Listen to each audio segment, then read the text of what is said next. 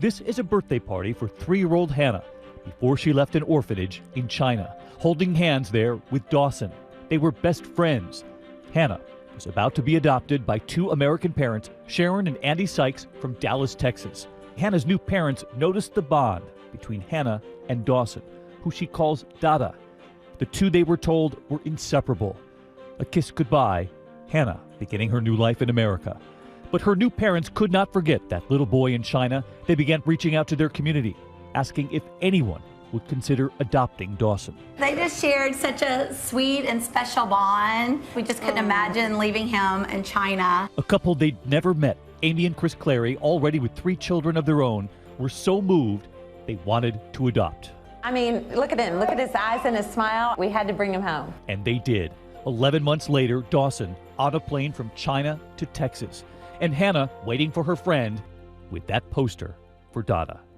And just watch when they spot each other. Why don't you get that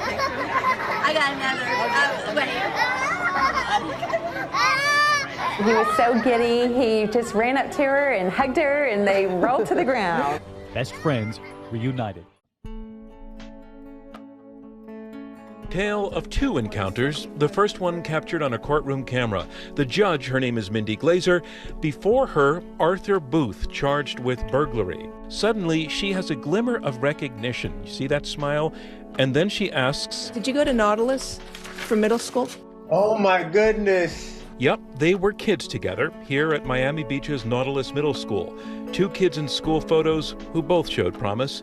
But then Arthur's life went wrong. Oh my goodness. I'm sorry to see you there. I always wondered what happened to you, sir. Oh my goodness. And now here both those kids were grown up and in court. This is the nicest kid in middle school. Oh my goodness. Drug addiction, a life in and out of prison, it all seemed to hit him at once, the path his life had taken. The video was watched millions of times since then, which was back in June. But now we'll see if this video also catches on, because the other day, Booth was released from jail, his family was there, and so was Judge Glazer. And at this, their second encounter, she had a message for him. You got to take care of your family, try and get a job, stay clean. You're going to do something good for somebody else. That's what you got to do. Call it a pledge to do better. It's a story of 2 families, miles apart, with the same dream to adopt a new baby. Jennifer and Thomas Doring of Wisconsin, already the parents of 3 boys. Just felt like we weren't complete. Really would love to have a daughter, and finally decided to go through adoption. Meanwhile, in Washington State, Nicole Rainsbury and her husband Scott also hoping to expand their family. I've always thought about adoption. After we had our surprise 3rd child, we decided to have a 4th, and adoption seemed like a great way to add to our family. Both families looking abroad for their future child, even open to taking a child with special needs.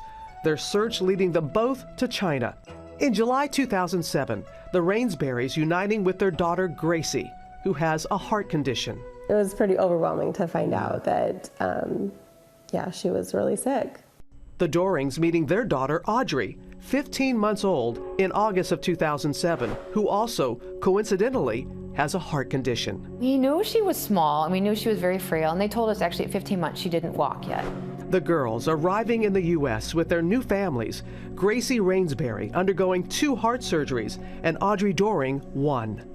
Last month, Jennifer becomes curious about daughter Audrey's past. With the help of a Chinese researcher, she discovers this photo. It shows Audrey on her Chinese foster mother's knee with another baby who looks just like her. It was unbelievable. I'm like, this is stuff you read about, and how could it really be that there are 2 of them? As soon as I had that picture, I was desperate to find out who that other child was. Jennifer, with the help of Facebook, eventually finds Nicole Rainsbury and little Gracie. It's the craziest thing in the whole wide world to look at your child exactly. Everything was the same hair, the same glasses, the same outfits, and that was the moment I knew that they were the same. It was so crazy to be looking at what looked like Gracie, but knowing that it wasn't Gracie. Right. Yeah, it's just surreal. I mean, it's hard to process that information. Now the twin girls coming face to face for the first time. But before we get to the big reveal, we're going to welcome half of the twins, Audrey Doring, here with her parents, Jennifer and Tom. Please welcome them. Oh! Are you all right? You all right? You all right? Okay, we're going to get to the big... Hey, Jennifer, this is all because of you. You wanted to give your daughter a special Christmas gift. I did. Tell us about that. I was essentially looking for a little bit of history for her for Christmas. I found a Finding Anne, which is essentially a lost and found for Chinese children. We were able to locate that, and then from there we were able to find an unseen picture that that was given to us. And from there, that's when we determined that there were two when I opened the picture. Two kids, two Audreys. Oh, wow. There aren't two Audreys, but there were two of them. And Audrey, for you, did you know you were getting a sister for Christmas? No. And I know, Tom, Audrey, you have three older brothers. Yes, I do. And they're all very protective. Yep. But how do you think Audrey felt when she found out she had a sister? Oh, I think every girl wants to have a sister, so she was happy. But I think the initial thing made her nervous, the whole panic. Yeah. More of a overwhelmed is the word she likes to use for it. So it took her basically a day to start trying to talk about it more. Yeah. Audrey, you ready? Yeah. You want to do this? Mm-hmm. Ready? All right, there you go. Come over here and stand right here.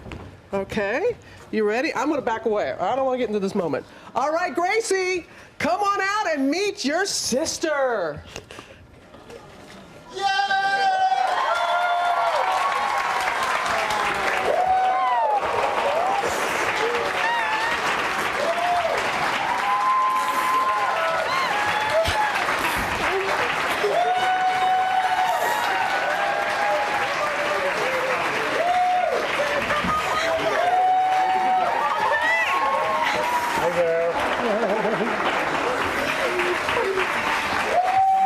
Hi there. You remember talking that first day on the phone?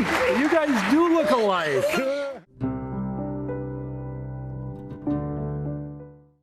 Take a close look at these four faces.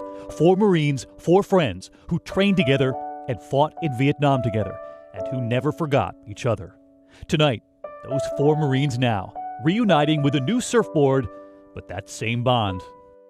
We found each other after 46 years.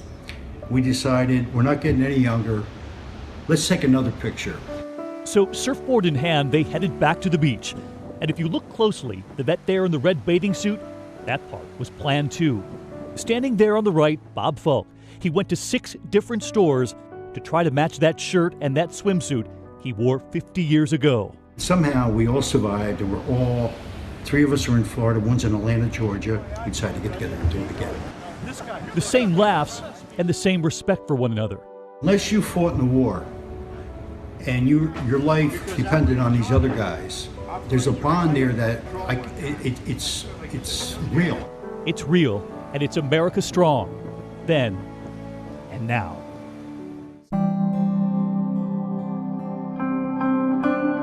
Karen Zimpel and Diane DeProspero Cook, catching up on a lifetime spent apart. Sisters growing up, never knowing the other existed. I was just amazed. All my life I had wanted a sister. Both knew they were adopted and reached out to New York State looking for medical information. When I was going to the doctor's office, I would say unknown when it came to family history. Then a welcome surprise. I received in the mail a letter with the name of my sister. Turns out both were raised just miles apart in upstate New York. Their reunion coming after years of uncanny coincidences. I was stunned because I realized that she had been my teacher 30 years ago in college. And their husbands even bought their engagement rings from the same jeweler. Karen, who recently lost her husband, says her sister came into her life at the perfect time. I feel in some way this is divine intervention. Here's my picture, look at it. Long-lost sisters now making up for all those years apart. Well, we talk every day on the phone. For at least 2 hours. For at least 2 hours. It's a blessing. Two sisters, their names are Starla and Jeannie, have been waiting for this reunion for decades now. Yeah, the women were born in Thailand and were separated from their mother when they were 2 and 3 years old. They were able to find their mom after posting a special picture of themselves online. She said it was the only thing she had of us girls, and she carried it in her purse for the last 40 some odd years. So all that waiting just came to an end at Kansas City's airport. Starla and Jeannie were finally reunited with their mother. Yeah, and their mom, Lonnie, now lives in Colorado. Her long separation from her daughters happened because when she divorced their dad, he won custody and moved the girls to the United States. The family reunited, and that photo now blown up. And just, I mean, even though that he got custody, just so surprising that they went that long without seeing each other. What an emotional reunion. It was a storybook meeting for these two creative writing students, introducing themselves on the first day of a class at Columbia University. We were going around the table doing just sort of like the generic, what's your major? But after 35-year-old Lizzie Valverde revealed she was adopted, 34-year-old Katie Olson, who'd been searching for her long-lost sister, had some very specific questions. Those questions leading Lizzie to think Katie might know the younger sister she grew up with. And I'm like, yeah, I don't know your sister. I think I am your sister. And then when she said, I am your sister, I just froze and was like, wait.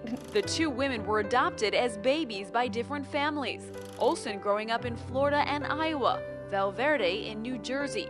The pair now catching up on so much lost time. I'm like, are you obsessed with James Franco? And she was like, God, no. Like, oh, then it's not genetic. I was like, I'm a George Clooney girl all the way. Yeah. So. And learning more about each other every day. Next up, Lizzie's graduation on Monday, and it'll be the first time Katie will meet their biological mother, Leslie Parker. Parker speaking to us over the phone. They're both amazing, beautiful women. I'm looking forward to seeing both of them. A story of newfound sisterhood, soon to be bound and shared with the world. It's ongoing. The fairy tale is still being written. This is Samantha Futterman, who was adopted at the age of 4 months. Like most, her entire sense of family was shaped by those immediately around her. I never felt like I was missing anything. Then one day, a random Facebook message arrived, sent by a stranger living 5,000 miles away. Hey, my name is Anaïs. I am French and live in London. Anaïs Bordier, a French fashion designer who'd also been adopted, Oh, hey, this is my brother Matt. had seen Samantha in a YouTube clip. My friend was watching one of your videos and he saw you and thought that we looked really similar. The two discovered that they were both born in the same Korean city on the very same day. And so a relationship born on social media moved to Skype. This is a really weird experience. That's so weird. And welcome to London Heathrow Airport. That first meeting, 3 months later in London. First things that you said? I poked her head. To make sure she was real. They found they shared not just a birthday, but a laugh. I'm going to ask you a question and answer at the same time. Coke or Pepsi? Coke. One pet peeve. Or when the shower curtain touches me, I hate that. Okay. Oh my good. God, it's the same. I hate that. Despite the inarguable resemblance, they wanted to be sure, so they had their DNA tested, and it was exactly the same. We got our DNA test results, Ma. I'm going out on a limb here. You're sisters, aren't you? Yeah. Their birth parents' identity and how the twins were separated remains a mystery. But while they don't have a past, they do have the future. Realizing that I have a twin sister, identical twin sister, everything and anything is possible in the world.